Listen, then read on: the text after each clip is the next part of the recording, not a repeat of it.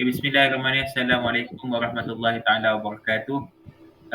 Pada hari ini kita akan membentangkan berkenaan dengan tajuk kebun bandar, iaitu inovatif ala baru bagi subjek UHIS 2072 Ekonomi Lestari. So untuk pembentangan pada hari ini akan dibentang oleh 5 orang. Yang pertamanya saya sendiri sebagai moderator pada hari ini. Yang keduanya saudara Ihsanuddin Shah bin Azhar. Yang ketiganya Muhammad Akmal bin Abdul Hamid. Yang keempat Muhammad Nizam bin Abdul Rahman. Dan yang terakhir sekali Muhammad Syamim bin Zainuddin. Bagi subjek ini pensyarah penilai ialah Prof. Madya Dr. Ahmad bin Cik Yaakob.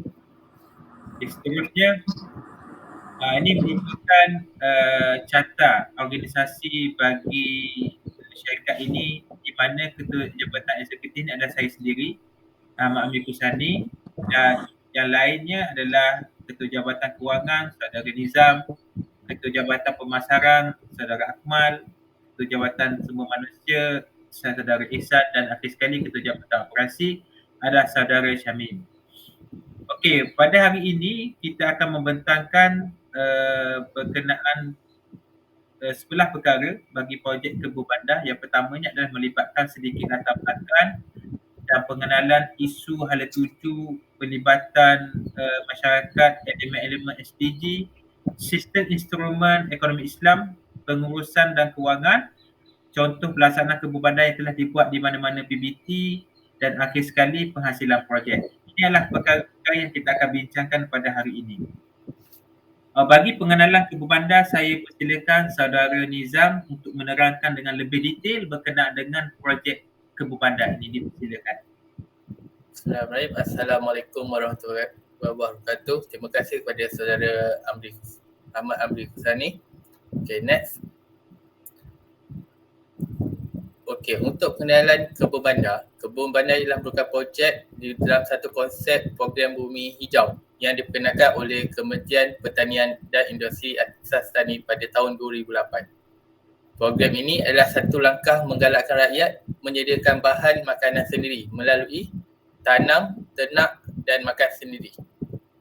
Okey, kesan urbanisasi telah menjadikan kebun bandar ini sebagai satu langkah untuk mengatasi kebimbangan masyarakat terhadap kesukaran mendapatkan bekalan sumber makanan yang berkualiti, mencukupi dan selamat bagi mengekalkan keperluan bekalan makanan dan ancaman keselamatan makanan, iaitu food security, menjadi lebih mencabar.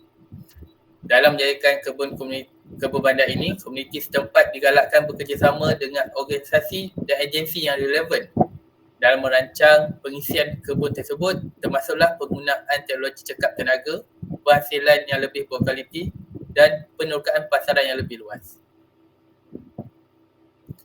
Untuk kawasan kajian, kami telah memilih Kampung Seri Tanjung Masjid Tanah Melaka yang merupakan sebuah kampung warisan di negeri Melaka yang terkenal dengan seni-bina rumah tradisional yang masih utuh dan didiami, di samping beberapa aktiviti di bawah industri desa yang dijaga oleh penduduk sebagai sumber pendapatan.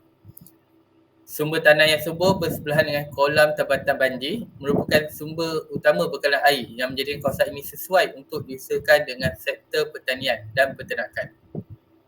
Pemilikan tanah sendirian tidak menjadi halangan untuk penduduk mengusahakan melalui pertanian berkelompok.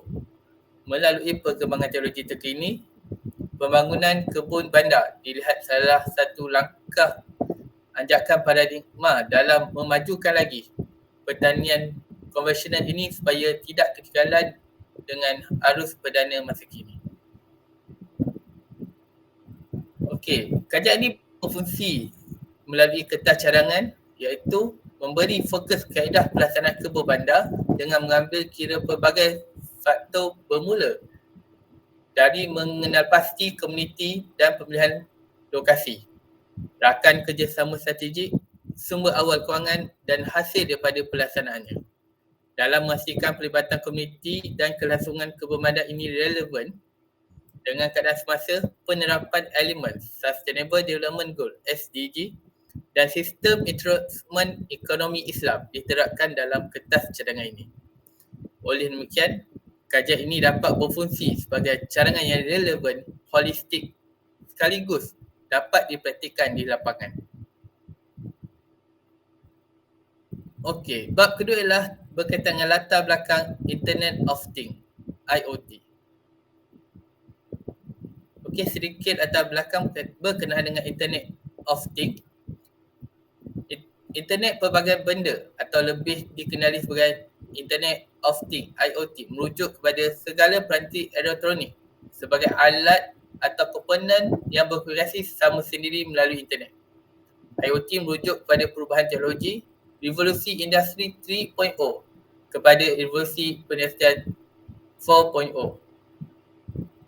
Menggunakan peralatan pintar yang berfungsi secara interaksi berdasarkan perisian khusus seperti jam pintar, kereta pintar, rumah pintar, malahan lebih luas badan pintar. Untuk sistem pertanian IoT, jaringan komponen yang dilengkapi dengan sensor atau penggerak, perisian dan teknologi lain bertujuan untuk menyambung dan bertukar data dengan peranti lain atau sistem melalui internet. IoT ini membolehkan data dikumpul dengan mudah dan semakin banyak data terkumpul bermaksud keputusan analitik dapat dibuat dengan lebih cepat dan tepat kepada gambaran luas terhadap suatu proses yang dapat difahami.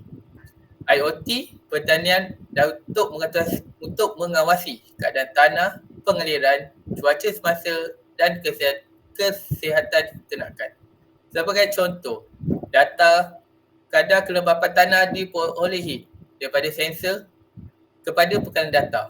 Maka penyiraman air untuk tanaman automatik dapat dilaksanakan tanpa memerlukan pelibatan manusia. Untuk garis masa pelaksanaan, kebun bandar dimulakan pada 2022 dengan memfokuskan kawasan pertanian sedia ada yang diusahakan secara konvensional kepada kaedah moden. Pelaksanaan projek kebun bandar ini bermula dengan mengenal pasti beberapa isu yang melibatkan keselamatan, ketidakcekapan pengurusan, pembaziran tenaga kerja, pembaziran masa dan kos operasi. Hasil daripada beberapa siri mesyuarat dan pelibatan awam, persatuan penduduk bersetuju untuk melaksanakan projek pertanian moden berkonsepkan kebun bandar di tanah seluas 3.5 ekar bersebelahan kolam tempatan banjir Kampung Seri Tanjung yang melibatkan kira-kira 1,800 penduduk sebagai dan dijadikan sebagai kebun bandar. Okey, pendekatan yang diambil adalah cara bottom up di mana masyarakat setempat melibatkan diri untuk mengenal pasti dan mengkaji isu pertanian secara konvensional sekaligus membawa kepada pembangunan kebun bandar. Di samping itu, peruntukan pelan tindakan menangani isu tersebut dan melaksanakan pelan tindakan tersebut direalisasikan melalui sokongan jabatan dan agensi kerajaan. Kemudian saya serahkan berkenaan bab 3 ini kepada saudara Ihsan. Silakan. Terima kasih kepada saudara Nizam. Sebelum pergi kepada saudara Ihsan, terlebih dahulu saya akan menceritakan sedikit berkenaan dengan isu dan masalah. Di mana setiap apa yang kita nak laksanakan pasti ada isu dan pasti ada masalah yang harus kita ketahui terlebih dahulu.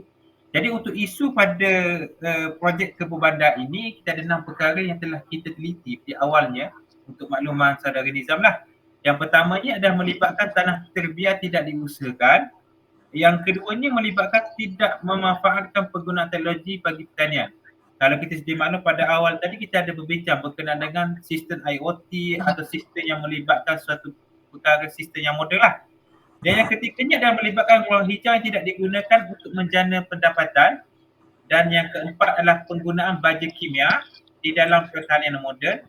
Dan yang kelima adalah kekurangan kerjasama dalam melaksanakan kebun bandar dan akhir sekali adalah melibatkan tidak cakna kepada isu keselamatan makanan ataupun lebih dikenali sebagai food security. Jadi ini merupakan masalah yang harus kita fikirkan.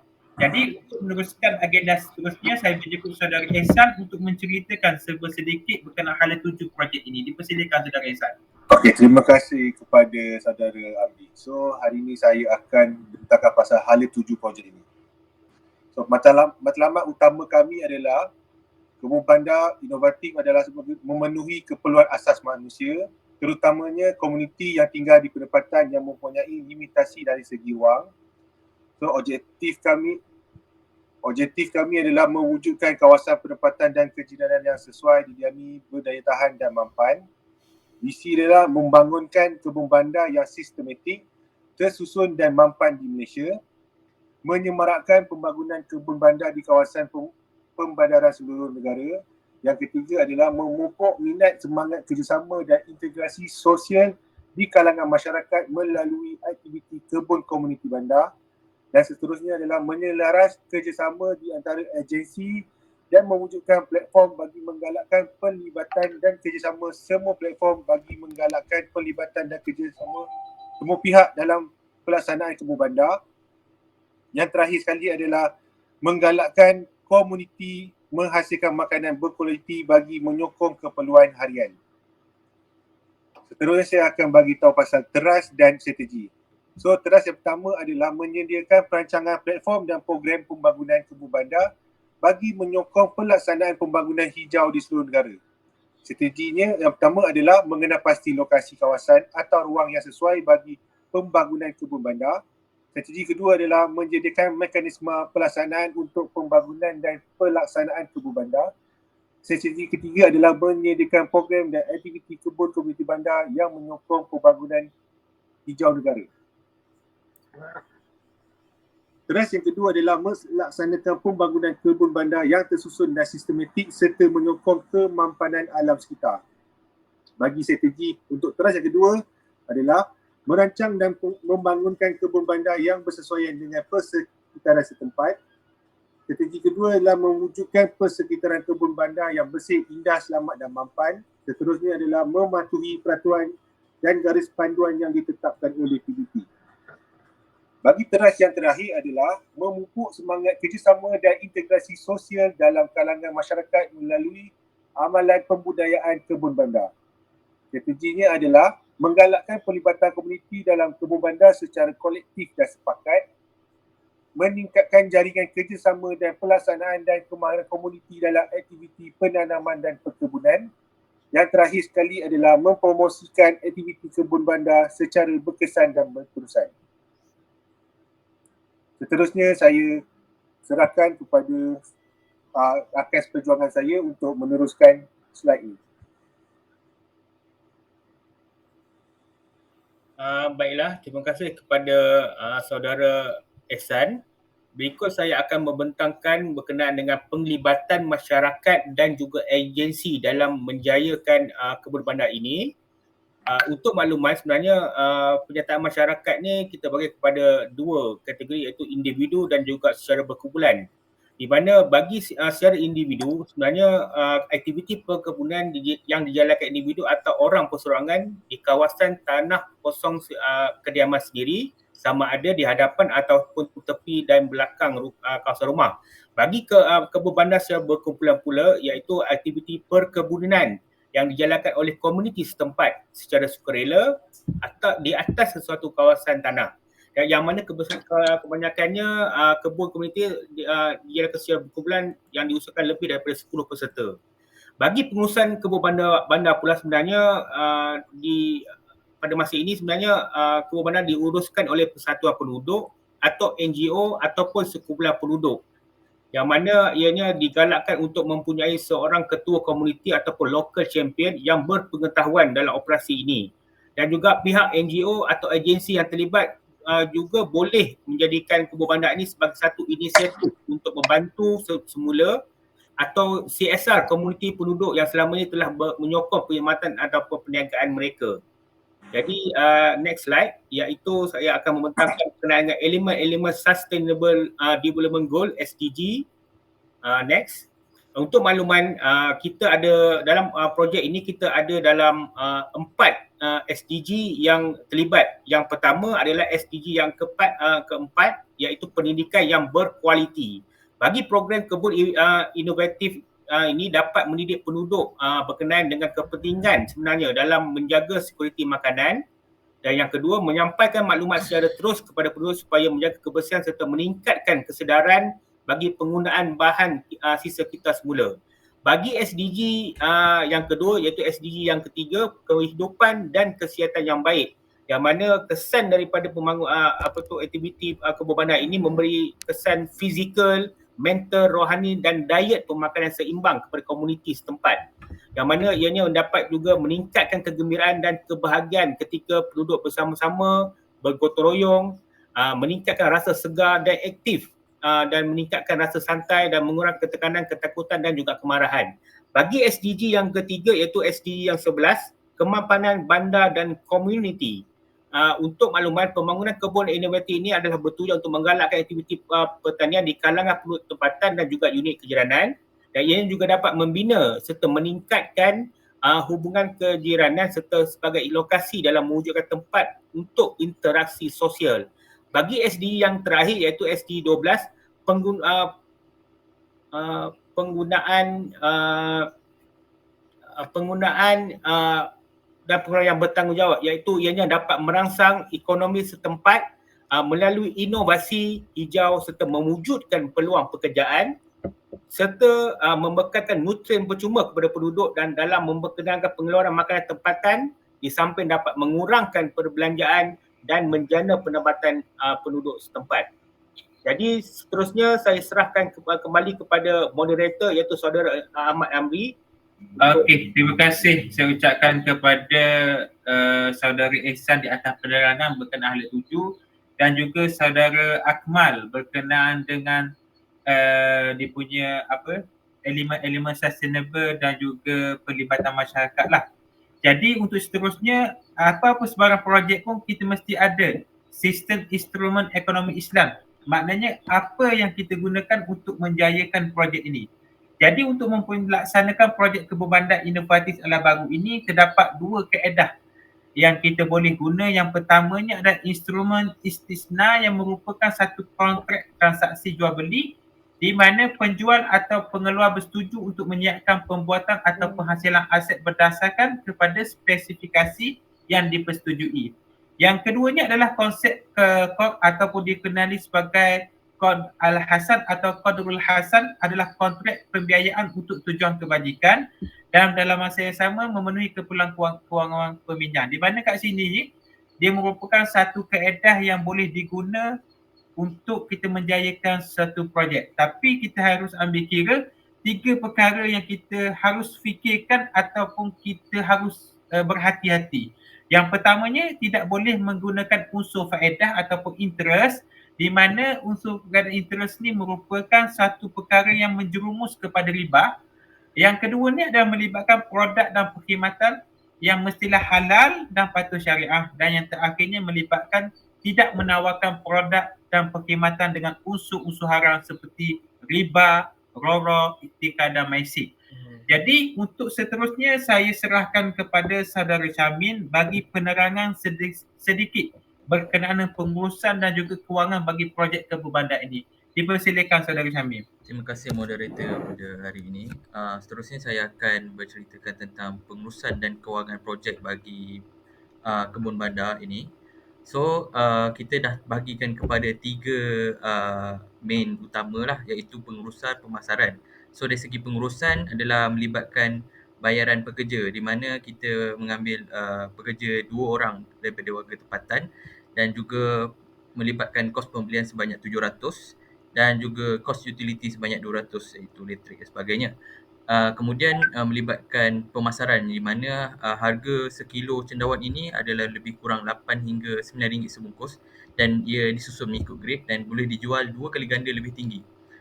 Kemudian kita akan masuk tentang bagaimana kita memasarkan produk-produk kita, iaitu kita memfokuskan pasaran kepada borong untuk negeri-negeri yang berhampiran termasuk wilayah Kuala Lumpur dan juga Singapura.